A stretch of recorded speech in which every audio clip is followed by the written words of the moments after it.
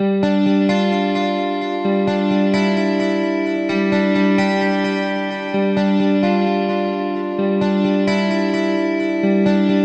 I'd like to welcome you all again to this SustainNext Summit. I think we have already seen some very interesting presentations in the last sessions. I think this will be equally insightful.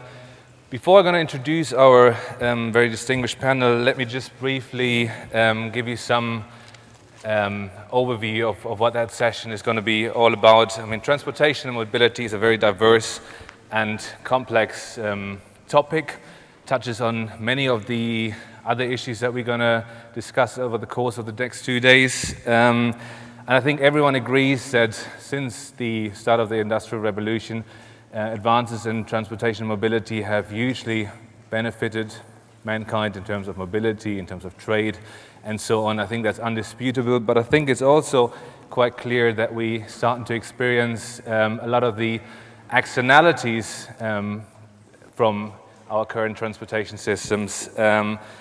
Like I have firsthand this morning when I was stuck on the Ballymun Road for about 25 minutes to get here.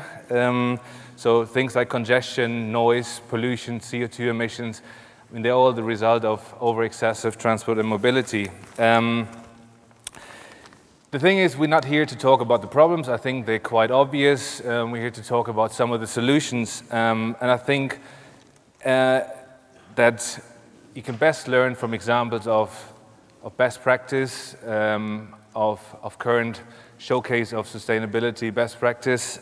So it's my great pleasure to introduce to you today's speakers on this session. We have Dr.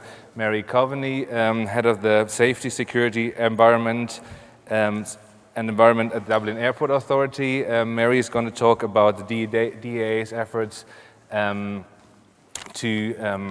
introduce sustainability to not only Dublin Airport but also to the aviation industry in Ireland.